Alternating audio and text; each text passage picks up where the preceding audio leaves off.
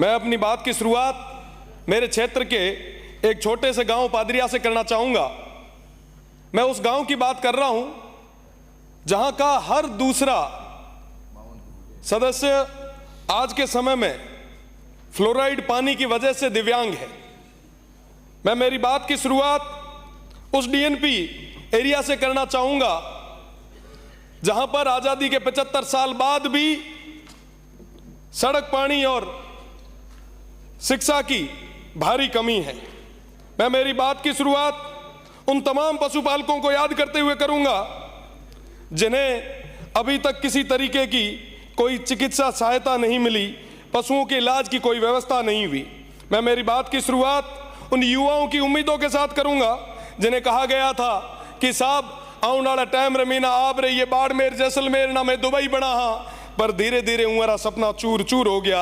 आज रे तारीख रमीना उंगा ना कोई तरीके रोजगार कौन बढ़े। हमारी बात री शुरुआत उंगा तमाम किसान भाइया ना याद करते हुए करी। प्लीज प्लीज हिंदी में बोलिए। बिल्कुल बिल्कुल फूल सिंह साहब उंगा तमाम भाइया ना याद करते हुए करी जिका ना कहो तो कि साहब कृषि कनेक्शन दे हाँ।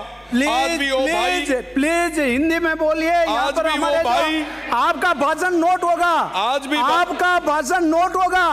जो हमारे यहाँ पर नोट नहीं होगा तो क्या काम आएगा आपका भाई। हिंदी में बोलोगे तो आपका एंट्री हो जाएगी। बिल्कुल बिल्कुल।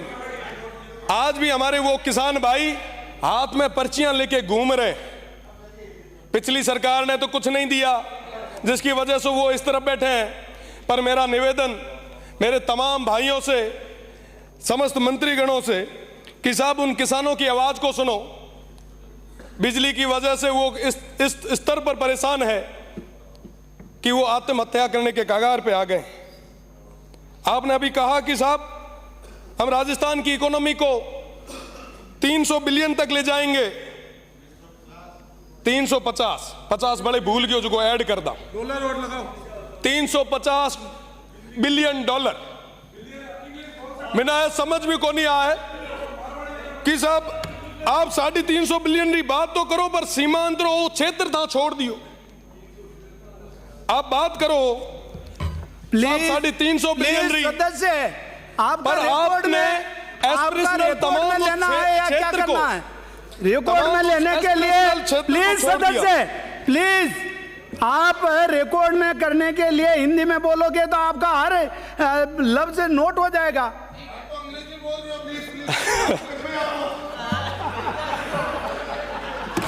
आज भी मेरा क्षेत्र इंदिरा गांधी नहर का वो एक्सटेंशन का इंतजार कर रहा है। अब मैं हिंदी में ही बात रखूंगा। माननीय, इस बार के बजट में मैंने तमाम वो मांगे रखी, प्रदेश की सरकार के आगे रखी। इन्होंने सुझाव मांगे, भर भर के सुझाव मैंने भेजे, पर एक भी जगह बजट में शिव विधानसभा का नाम नहीं डाला गया। मेरे शिव विधानसभा की तमाम उन जनता ने पूछा, उन भाइयों ने पूछा, उन बुजुर्गों ने पूछा कि साहब क्या हुआ, शिव का नाम क्यों नहीं आया। मैंने कहा साहब यहाँ ने बड़ो दोरो लागो कि यहाँ पे एमपी रो चुनाव लड़े आया। मैं आपसे ही था, मैं कोई और नहीं था, कहीं और से नहीं आया था।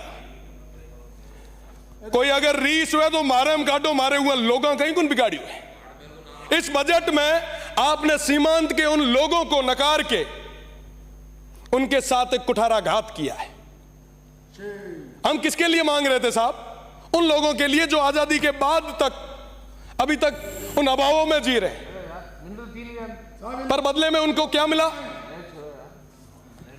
मैं आप सभी से निवेदन करना चाहूंगा, प्रदेश की सरकार से निवेदन करना चाहूंगा, अभावों में जी रहे उन लोगों की ओर आप देखें। देश मजबूत तब होगा, बॉर्डर मजबूत जब होगा जब वो सीमांत के क्षेत्र के लोग वो मजबूत होंगे। उन युवाओं को रोजगार मिलेगा, उन किसान भाइयों को बिजली मिलेगी, चिकित्सा मिलेगी। पर साहब आज के समय में कोई बात करने के लिए कोई तैयार नहीं है साहब। कोई भी अगर बात है, कोई भी चीज है, आप हमसे करें। ये हो गया इनका। उन सीमांत के लोगों को किसी भी चीज की कोई सजा ना दे। खत्म हो गया। 2-4 बार आपने सीटी बजाई है। मेरा निवेदन कि एसडीजी गोल पे काम करने का समय आया है। मैं आपसे निवेदन करना चाहूंगा कि आने वाले समय में उन सीमांत के लोगों का विशेष ध्यान रखें। साथ ही साथ शिक्षा और चिकित्सा में हालात बद से बदतर होते जा रहे हैं। सारी सीटें खाली पड़ी है। पानी की कमी इस स्तर पे है कि जो नर्मदा स्कीम 2017 में पूरी होनी थी वो अभी तक पेंडिंग चल रही है। जल जीवन मिशन की अगर मैं बात करूं तो जल जीवन मिशन अभी तक धरातल तक पहुंच ही नहीं पाया है। काम आधा अधूरा है, कोई मॉनिटरिंग किसी स्तर की नहीं है। भ्रष्टाचार की अगर मैं बात करूं तो गडरा ब्लॉक की अगर मैं बात करूं, सिर्फ एक गडरा ब्लॉक जो सीमांत का आखिरी ब्लॉक है, वहां पे डिस्कॉम में INJN से लेके नीचे स्टोर कीपर तक सब भ्रष्टाचार में लिप्त है। कोई सुनने वाला नहीं है। किसान आज खून के आंसू रो रहा है। मेरा निवेदन है कि उस गडरा ब्लॉक में जो कहीं ना कहीं सीमांत क्षेत्र पे है वहां पे एक बस स्टैंड की जरूरत थी। मैंने कई बार आपकी सरकार से निवेदन किया कि वो देश का आखिरी बस स्टैंड है, आप बनवाएं। छोटी छोटी चीजें हमारे वो जो लोग हैं वो मांग रहे थे, पर आप वर्तमान के इस बजट में दे नहीं पाए। मुझे लगता है साहब कि ये हमारे लिए निराशाजनक बजट रहा। मैं कहना चाहूंगा हमारे लोग काफी परेशान हैं। उन्होंने कहा कि उस क्षेत्र में जाके, उस सदन में जाके कहिएगा जरूर।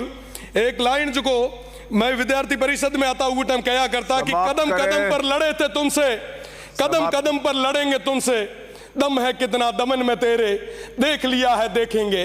वो तमाम लोग आज भी तैयार है। मेरा निवेदन रहेगा कि सड़क से सदन तक की इस लड़ाई को आगे न बढ़ाएं। उन तमाम हमारे सीमांत की लोगों की आवाज को सुने, आप सुविधाएं दिलाएं। बहुत बहुत धन्यवाद।